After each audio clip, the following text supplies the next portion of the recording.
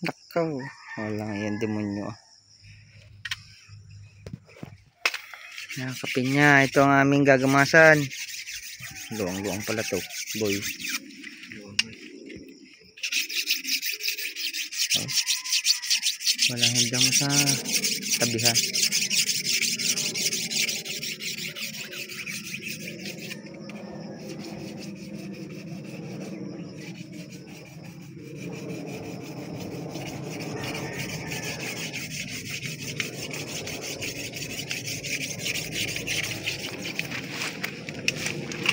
Ito po ang aming gagamasan ngayon ay pabubungahin namin ng August, pang Chinese New Year. Yan. Magaganda na naman siya. Kaso nga lang napakadamo. Kailangan talagang yan gandahan ng linis at puro silisilihan. Ayan yan, hindi na mamatay yan sa spray. Yan ang kailangan dapat mabunot. Tingnan nyo ang katawan nito kung gaano kakapal. Oh.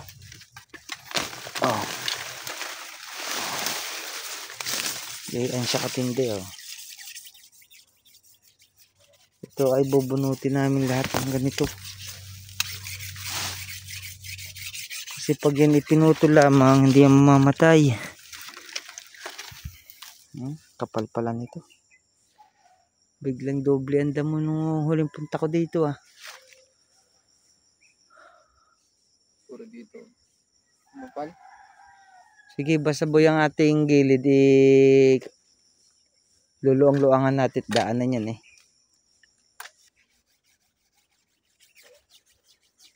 Ayan mga kapinya Kahapon kami naglaso ng daga, ngayon naman ay magagamas. Ganito ang aming hanap buhay dito pag wala kaming harvest. Ganda na siya saktong-sakto po ito na pang Chinese New Year, pang February. Buti na lang ang mutha dito, ganito lang. Pulok-pulok.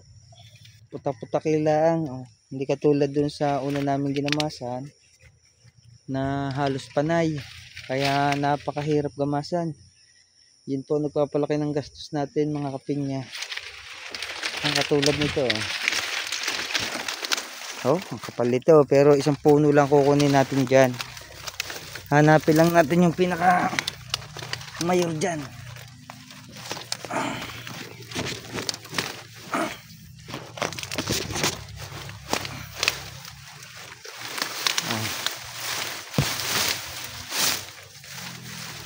Pag hindi kasi nakuha yung pinakapuno niya, hindi niya siya kayang bunutin. Ito.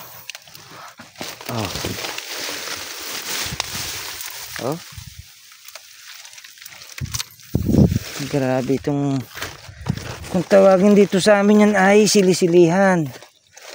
Ang tawag ko naman ay demonyo. Ay dinidemonyo na ako nito.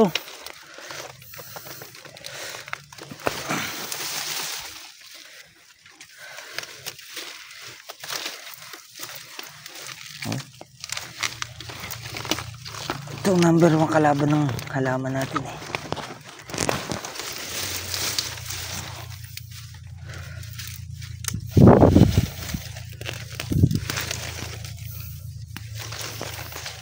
Yan ang number 1.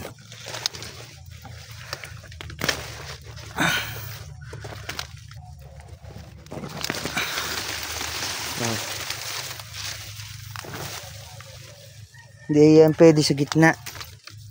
At yan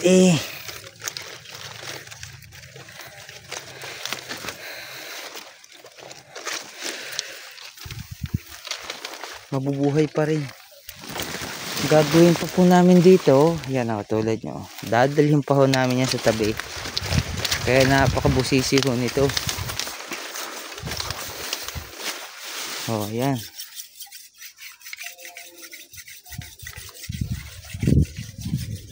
Ang dami niya, no? Bagin, silisilihan, mutha. Yun po ang damo dito sa gagamasa namin.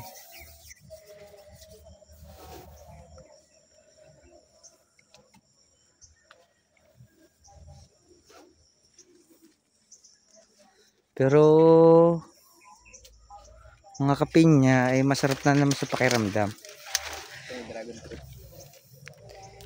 Ito ay kahit ganito, pag ito nalinisan na at tatapusan, malaki nang igaganda nito. Bisibisita na lang tayo dito, kaya konting tiis lang, tsaga-tsaga lang ng kaunti at talagang ganyan ng paghahalaman. Hindi yun nakukuha sa isang napakasimpleng paraan. Kailangan mo talaga paghirapan bago ka makakuha ng magandang halaman. Oh, yun. Pero magaganda na siya, kakatuwa na. Ito na lang ang kailangan talaga natin gawin ay linisan pa ng isa.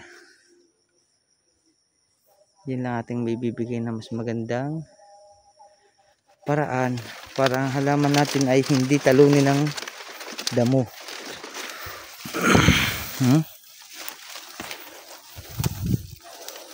Kasi ito mga kapinya, experience na rin po nagdadala sa amin. Dati ho kasi ito, pinapatong lang namin dyan sa pinya. Eh yung mga bulaklak niya nakakabinhi, yung mga buto kasi yan may mga bulaklak na rin. Eh habang natagal, sumisibol uli sila. Kaya dapat siya kung hanggat maaari, eh kailangan natin siyang itabi. At pag sobrang kapal at dinagan natin dyan sa puno ng pinya, parang nabubugbog ang katawan ng pinya. Manghihina siya.